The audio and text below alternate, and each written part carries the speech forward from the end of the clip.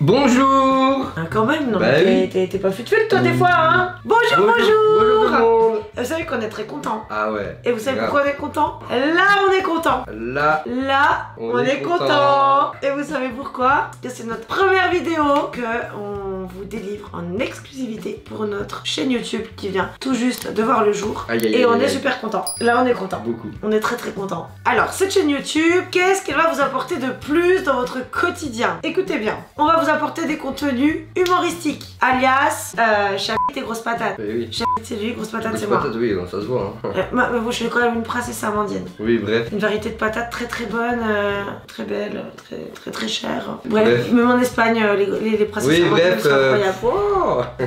Donc sur cette chaîne YouTube, évidemment, vous vous doutez bien qu'on va vous parler de parentalité, puisqu'on a quand même 9 mouflets, on s'est beaucoup reproduits ensemble, hein, voilà. Et vous allez voir qu'il nous facilite pas la tâche au quotidien. Évidemment, il y aura du contenu hyper attractif autour de sujets d'actualité, et puis plein d'autres choses, plein de surprises.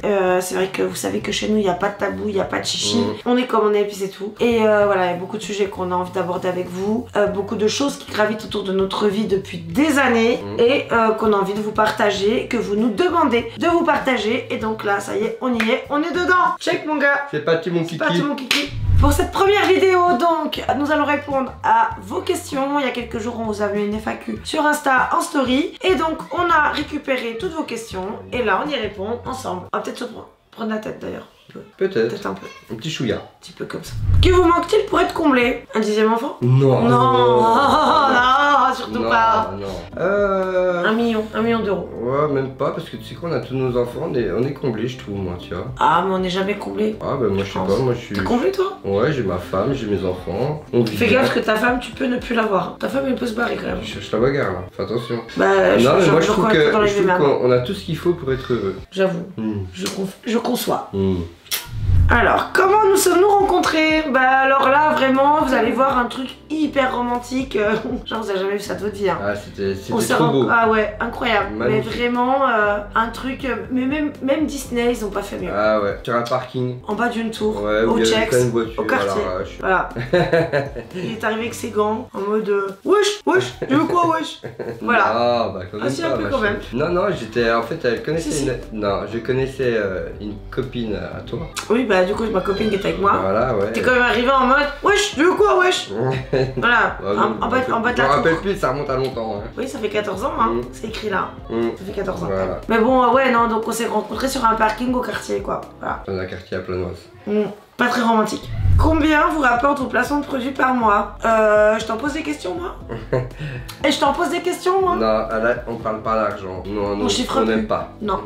On chiffre pas. Ça nous rapporte de l'argent, on travaille, on cotise, on paye nos impôts et tout va bien. Et basta. Bastante. Comment gérez-vous votre budget? Alors notre budget il est très compliqué. On a quand même 9 enfants. Juste au niveau de tout ce qui est... Et ils mangent. Ils mangent beaucoup. Mais en plus ils grandissent. Ils ont des pics de croissance. Ah oui, ils mangent beaucoup. Alors quand ils ont des pics de croissance, ils ont des pics d'alimentation. Vous savez, des pics.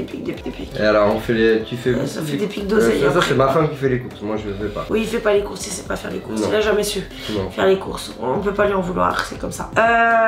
Clairement, on est à peu près déjà juste pour l'alimentation. Sans l'habillement, les chaussures, les besoins, on va dire, virtuels des enfants et les besoins tertiaires des enfants. Là, on est vraiment sur l'alimentaire, l'hygiène, on est à entre 3 et 4 000 euros par mois. Voilà, 9 enfants. Voilà ce que ça nous coûte avec l'hygiène, l'alimentaire et toutes les dépenses quotidiennes. C'est pour ça, si je les ferais les courses, moi ce serait une chips. Si je les faisais, les si n'aiment pas les gars. Si je les faisais les courses, ça serait une chips par enfant.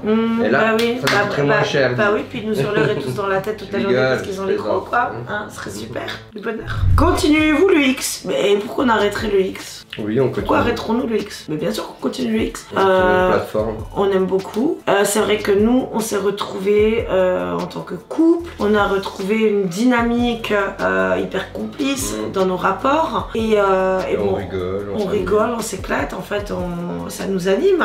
Et au-delà de ça aussi, en plus des plateformes privées, on tourne pour Jackie et Michel. Et là, c'est vrai qu'on avait fait une pause assez longue avec ma grossesse, l'accouchement de Maïna et l'hospitalisation derrière. Donc là, on a repris il y a quelques temps. Et c'est super épanouissant en fait. On s'éclate, on adore. On n'arrête pas. Ah non, jamais. Quel était votre métier avant que vous soyez tous les deux ensemble? Alors c'est assez drôle, hein. C'est vrai que c'est un peu ironique parce que j'habite était boulanger et moi j'étais vendeuse en boulangerie. Mais pour le coup, ça a rien à voir quoi. On s'est pas connus dans le cadre de notre activité professionnelle. Mais après t'as fait serveuse, t'as fait... Ouais, j'ai fait plusieurs boulots, mais bon, mon dernier travail était vendeuse en boulangerie. J'ai été caissière, vendeuse en bureau de tabac, vendeuse en boulangerie quand même plusieurs fois. Et mon chéri, et ben il était boulanger. De père en fils, parce que donc ses parents avaient une boulangerie. Et du coup, on avait un peu les deux le même métier quoi. Mais du coup, j'ai jamais repris la boulangerie, puis non. Ouais, ça t'a pas fait kiffer quoi.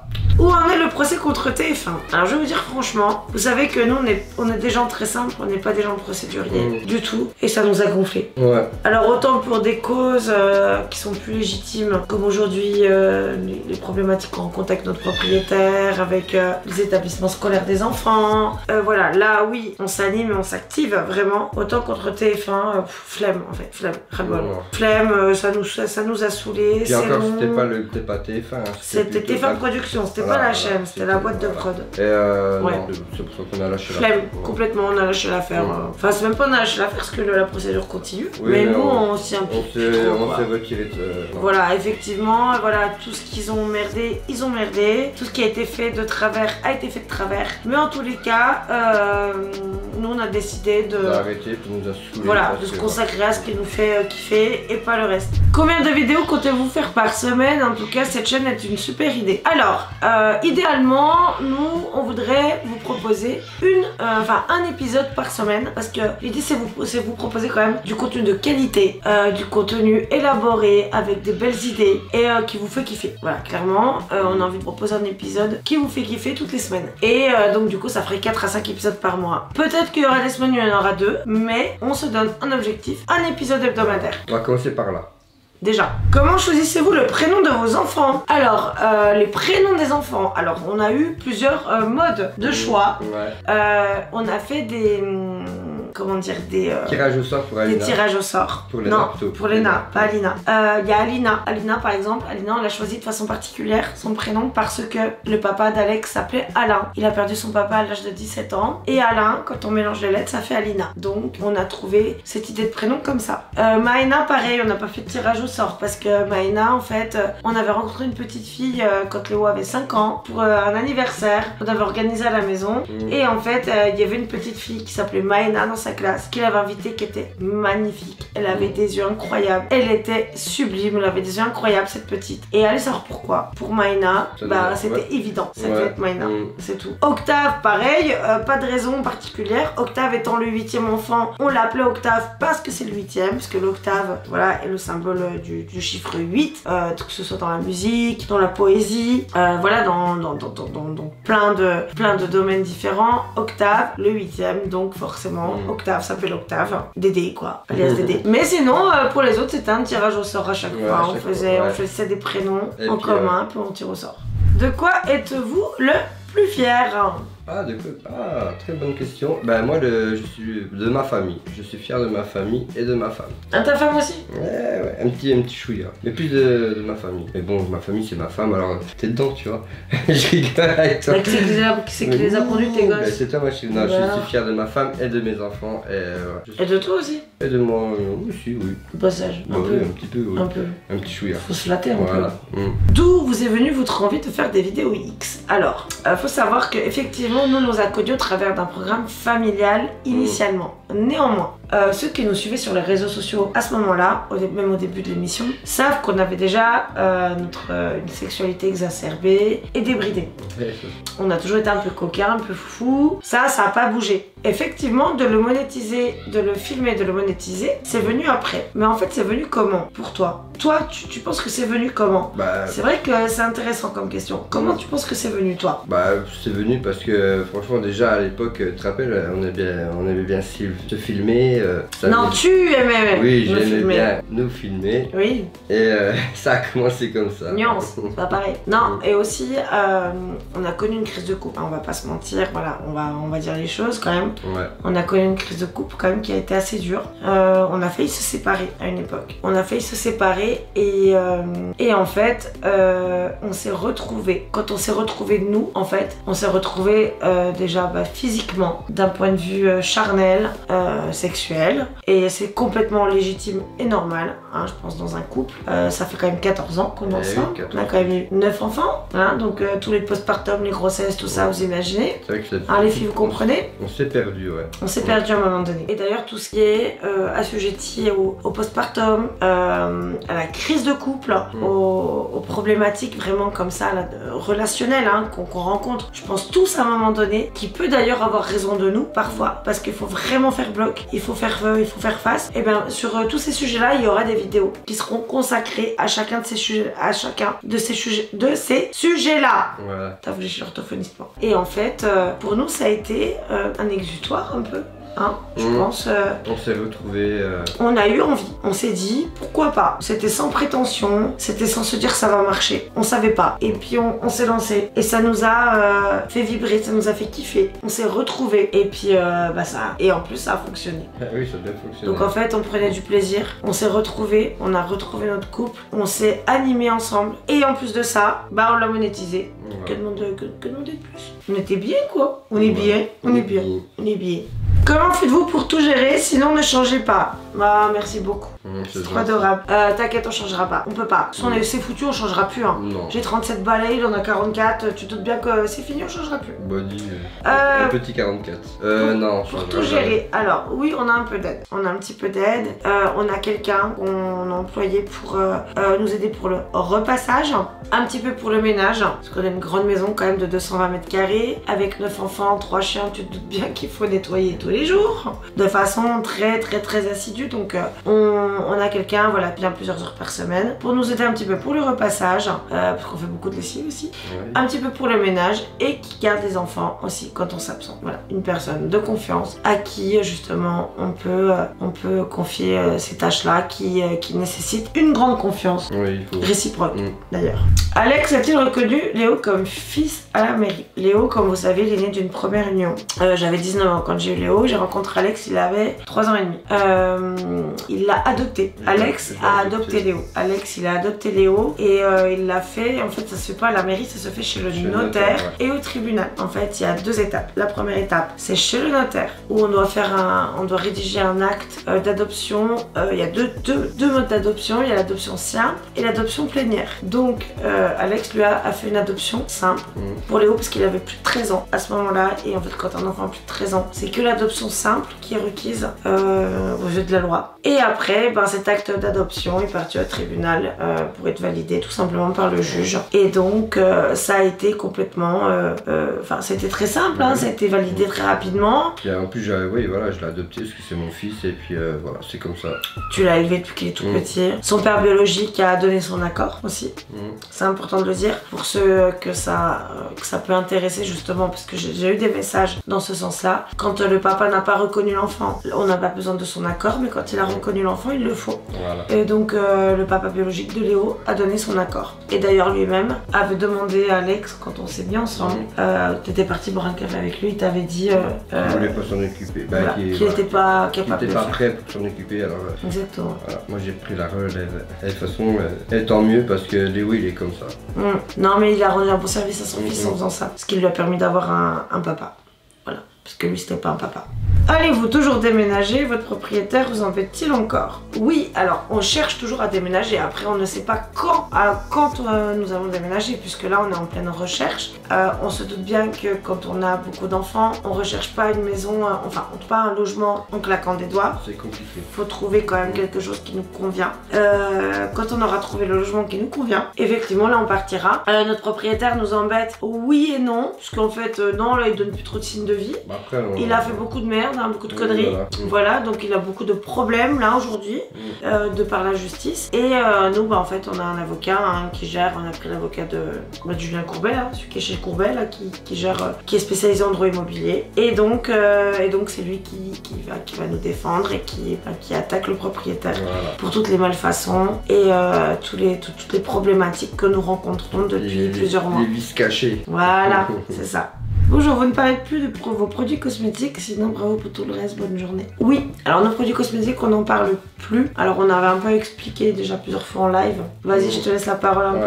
Explique aussi. En fait, en gros, on a créé une marque. Une marque existe, hein, par contre, notre marque est toujours existante. Mais sauf qu'on s'est fait arnaquer, on s'est fait, comment dire En fait, celui qui était censé être le parrain de Maïna était aussi le PDG hein, du laboratoire hein, qui créait nos produits. Et en fait, on s'est rendu compte, on a lancé la marque le 27 septembre, le jour de mon anniversaire. Et en décembre, on s'est rendu compte qu'on se faisait escroquer. Qui détournait de l'argent. Voilà, il nous devait beaucoup d'argent. On se rendait compte qu'on n'avait pas des commissions qui étaient cohérentes avec le nombre de commandes qui étaient passées. Et quand on a demandé à mettre le nez dans les tableaux comptables, et ben ça a été la douche froide. Voilà, donc ça aussi, il y a un avocat qui est dessus. Enfin bon, en fait, on sait pas quand c'est qu'on aura la peine.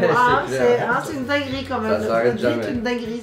T'as toujours un truc quoi. Il y a toujours un truc sur lequel faut rebondir, toujours un truc contre lequel faut se battre.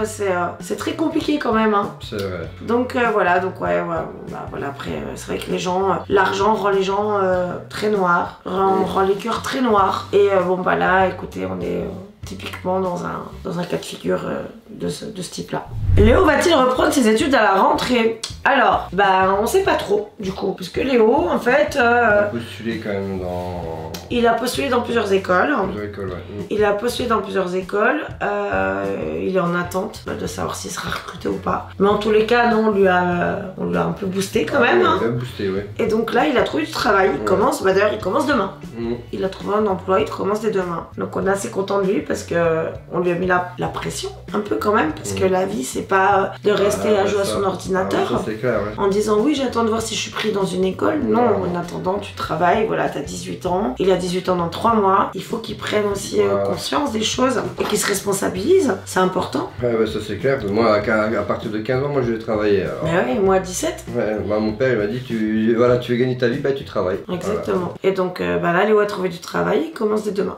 Placement abusif, harcèlement, assistante sociale, acharnement, comment vous faites? C'est une question assez délicate dans le sens où en fait je pense que nous on a quand même un mental d'acier. Je pense que c'est sans prétention que je dis ça parce qu'effectivement il faut avoir un mental d'acier avec tout ce qu'on nous a fait. Que ce soit justement les signalements abusifs, alors là c'est pas du placement abusif, c'est plutôt des signalements abusifs qui ont été faits concernant nos enfants par rapport à notre activité professionnelle quand on l'a revendiqué, vulgarisé et assumé. Par rapport aussi à ce qu'on dégage, je sais pas, je comprends pas en fait. Pourquoi aussi on attire autant de haine de la part de certaines personnes. C'est la jalousie, je pense. Peut-être l'évolution. En fait, peut-être voir les gens heureux, ça rend jaloux. C'est ça peut-être. Il faut voir aussi les choses dans leur contexte, qu'on a commencé tout en bas de l'échelle et on a vu notre évolution sociale, professionnelle et financière en quelques années, en 3-4 ans. Et je pense que oui, effectivement, ça peut frustrer certaines personnes. En même temps, moi je suis quelqu'un, j'ai tellement pas un fond méchant que je ne comprends pas pourquoi on attaque les gens gratuitement comme ça. On fait rien de mal. En fait, on fait de mal à personne. Non. On fait notre vie. On élève nos enfants. On met nos enfants à l'abri. Ok. Oui, ok, on fait du X. Ok. Mais on est marié femme. Il me semble que on est légitime plus que n'importe qui d'autre. Parce que tous les acteurs X ont une vie de famille aussi. Et c'est vrai que c'est très compliqué de comprendre, d'arriver à comprendre et à interpréter cette haine d'autrui envers nous, alors que ce sont des gens qui ne nous connaissent ni d'Ève ni d'Adam et qu'on leur a rien fait en fait. J'avoue que l'être humain me dépasse beaucoup. C'est clair. Beaucoup. Ça me débecte de plus en plus d'ailleurs. Les comportements humains qui sont justement de moins en moins humanisés quoi. Vraiment, c'est de pire en pire. C'est de pire en pire. C'est triste pour eux. Et pour ceux qui subissent aussi. Parce que nous on fait front, on fait bloc, mais il y en a beaucoup qui en pâtissent. Pourquoi Chabit ne parle jamais? On m'a coupé la langue. Non mais c'est parce que je suis parole d'évangile. Voilà. S'il te plaît. Que je dis, en fait, ça vaut de l'or. Pourquoi je parle jamais? En fait, je préfère toujours faire pas qu'Amandine parle, voilà. Parce qu'elle parle beaucoup. En fait, vous me voyez comme une femme castratrice, hyper, voilà, toute la place, omniprésente. Mais pas du tout. Détrompez-vous. C'est que lui, ça l'arrange, le gars, le fourbe. Ça l'arrange. Il préfère me laisser parler, en fait. Qu'Alex, dans l'intimité, il est pas du tout comme vous le connaissez face caméra. Après, ça c'est sûr, ouais. Mais bon, c'est vrai que je préfère te laisser parler, moi. Oui, mais quand même, moi, je trouve que... Puis à chaque fois, il me dit, vas-y, parle, toi.